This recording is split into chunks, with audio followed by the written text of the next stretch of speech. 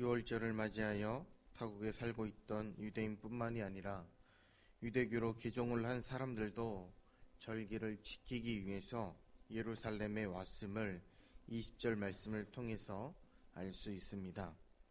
복음은 이제 유대인들을 넘어 이방인에게까지 들어가고 있음을 예표하는 장면입니다.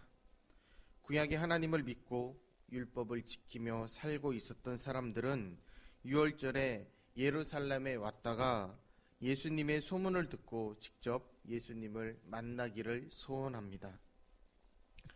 이들은 다른 수많은 유대인들이 예수님의 기적을 보고 믿었던 것처럼 예수님을 환영하고 믿게 된 사람들이었을 것입니다. 하지만 다른 점들은 이들이 유대인이 아닌 이방인이라는 것입니다. 이들은 예수님을 직접 만나지 않고 빌립이라는 제자에게 부탁을 합니다. 빌립이라는 이름은 당시에 흔한 이름이었지만 그리스도식 이름으로 이 사람의 출신 고향이 그리스 사람들이 많이 거주하는 베세다 지역인 것으로 본다면 그는 히브리파 정통 유대인이었지만 그리스어를 구사할 줄 알았던 것입니다.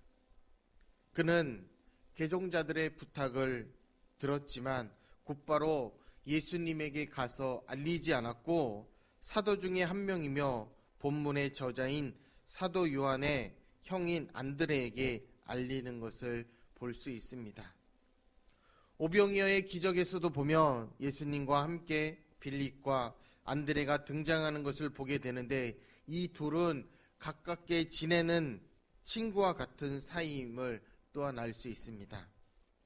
이 제자들은 예수님을 믿는 사람들이 예수님께로 오는 것을 말릴 이유가 없었지만 유대인 이외에 다른 사람들이 구원을 받는 것에 관한 거부감이 있었던 것 같습니다.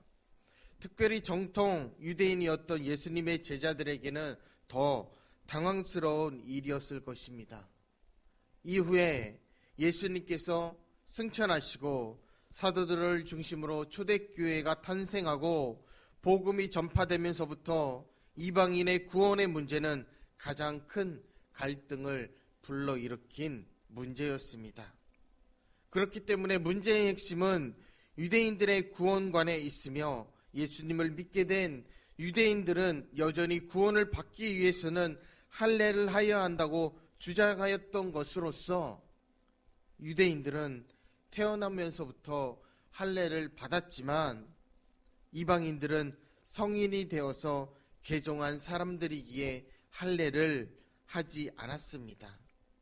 정통 히브리파 유대인들은 개종한 이방인들에게 할례와 같은 율법을 반드시 준수해야 함을 강조하였고 그렇지 않으면 이들이 예수님 믿는 것과 이들의 구원을 인정하지 않았습니다.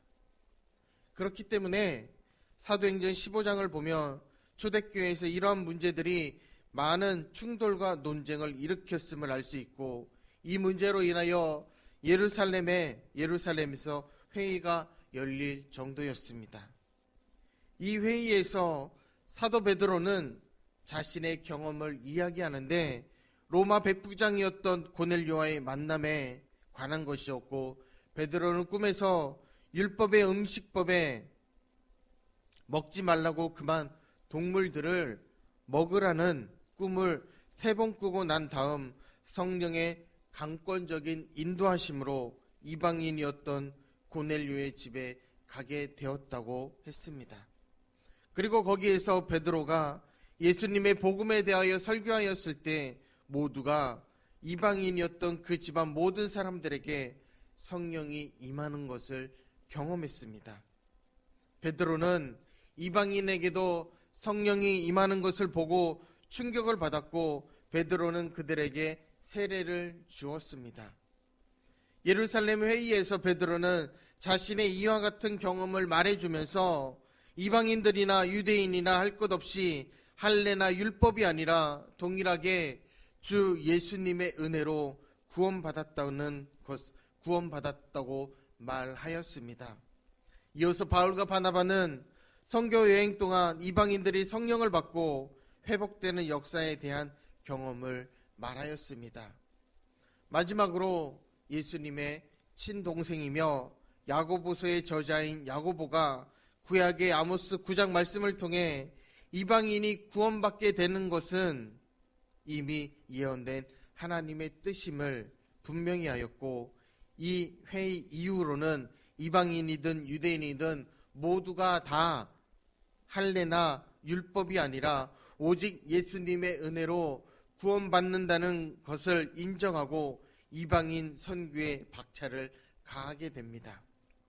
이와 같이 예수님께서 승천하시고 예수님의 은혜가 있었음에도 불구하고 오래된 구습을 벗지 못하고 여전히 이방인의 구원을 온전히 받아들이지 못한 모습을 볼 수 있다면, 오늘 본문에서 이방인인 사람들의 갑작스러운 방문은 예수님의 사도였지만 여전히 전통과 율법의 구습에 젖어 있었던 빌립에게는 당할 수밖에 없었던 일이었던 것 같습니다. 결국에는 안드레와 함께 혼돈 가운데 예수님께 이 사실을 알리게 되었고, 이 사실을 듣게 된 예수님의 말씀은 명료하였습니다. 첫째로, 인자가 영광을 받아야 할 때가 왔다. 요한복음에서 인자는 예수님을 의미하고 영광은 십자가를 의미하고 있습니다. 그렇기 때문에 이 말씀은 예수님께서 십자가를 지시고 죽으실 때가 왔다는 것입니다. 예수님의 공생의 최정점은 십자가였습니다. 스스로는 죄에서 구원을 받을 능력이 없는 인류를 위하여 대신 죄를 지시고 십자가에서 죽으시기 위해서 이 땅에 보내심을 받았고, 평생을 아버지 하나님과 동행하시면서 그 순간이 영광의 순간임을 말씀하셨습니다.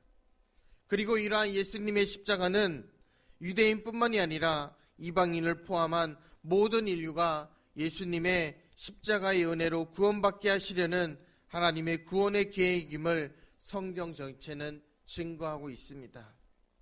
이제 이방인들이 직접 예수님께로 구원을 위하여 찾아왔다는 것은 예수님의 십자가에서 죽음을 통한 온 인류의 구원이 가까이 왔음을 의미하는 것이었던 것입니다.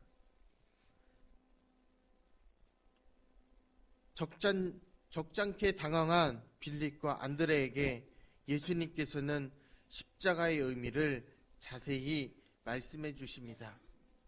첫째는 썩는 밀알에 관한 말씀으로 한 알의 밀알이 땅에 떨어져 죽으면 많은 열매를 맺는다는 것이었습니다. 십자가를 지고 죽으심으로 많은 영혼을 구원하실 것임을 말씀하는 것입니다. 둘째는 자기 생명을 부인하라는 말씀입니다. 이제 예수님께서 십자가의 죽으심으로 구원을 얻은 자들은 더 이상 자기 자신을 따르지 말라고 말씀하시는데, 자기 생명을 사랑하는 사람은 한마디로 자기의 힘으로 구원을 얻으려는 사람들을 의미하기 때문입니다. 그러나 이제 예수님의 십자가로 말미암아 구원을 얻은 사람들은 삶과 죽음의 문제를 모두 다 주님께 맡기고 주님을 따르려는 우리의 희생을 강조하셨음을 알 수 있습니다. 그리고 세 번째 하신 말씀은 앞의 말씀을 강조하는 것인데, 즉 자기 생명을 사랑하지 않는 것, 자기를 부인하는 것 자체가 바로 주님을 따르는 것임을 말씀하셨습니다. 그리고 주님의 고난에 동참하는 삶을 통하여 우리는 하나님과 동행하며 축복을 받게 되는 것임을 말씀하신 것입니다. 둘째로, 아버지여, 아버지의 이름을 영광스럽게 하옵소서. 과거의 구약시대에는 하나님께서 직접 역사하셔서 모든 영광을 받으셨지만, 이제는 예수님의 십자가의 죽으심으로 영광을 받으시겠다는 하나님의 음성이었습니다.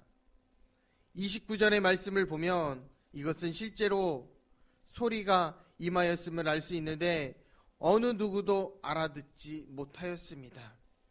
이 모든 말씀이 갑자기 하늘에서 나는 소리를 들은 빌립과 안드레에게 이러한 예수님의 말씀이 이해가 되지 않았을 것입니다. 오히려 자기들에게 갑작스럽게 일어나는 상황과 십자가에 대하여 하시는 말씀은 이들을 더욱더 어리둥절하게 만들었을 것이고, 단지 예수님께서 모든 것을 이 땅에 이루실 것 같은 흥분되고 기쁜 분위기 가운데 갑자기 이방인들이 예수님을 믿게 되는 상황이 일어나서 이것이 유대인으로서는 받아들일 수 없는 상황이 벌어지게 된 것이었고, 이 상황을 그저 예수님께서 정리해 주시기만을 바랬는데 예수님께서는 빌립과 안드레에게 전혀 알아듣지 못하는 말씀만 하신 격이 된 것이었습니다. 이들은 예수님을 따르는 제자였지만 예수님을 온전히 알지 못하였으며 십자가를 이해하지 못한 채 여전히 율법에 얽매인 유대인의 모습을 갖고 있었던 것입니다. 예수님의 은혜를 알지 못했으며 십자가의 의미를 전혀 알지 못했습니다. 결국 12제자 중 한 명인 가룟 유다는 의도적으로 예수님을 팔았습니다. 나머지는 의도하지는 않았지만 십자가를 지시는 예수님을 떠났으며 사람들 앞에서 저주하며 부인했습니다. 다시 말하면 당시 기적을 보고 예수님을 메시아로 여기며 환호하고 따랐던 수많은 사람들과 12제자들은 채 일주일도 되지 않아서 모두가 예수님을 십자가에 못 박는 신세가 되었던 것입니다. 사람들은 모두 기적과 축복을 보고 기대하였지만 예수님께서 말씀하신 진리는 오늘 본문의 말씀처럼 썩는 밀알에 살며 자기 자신을 부인하는 것이요 십자가를 지는 것이었습니다. 예수님께서는 온 인류를 십자가의 은혜로 구원하시려는 것이 목적이므로 예수님의 진리와 목적이 바로 우리의 것이 되어야 합니다.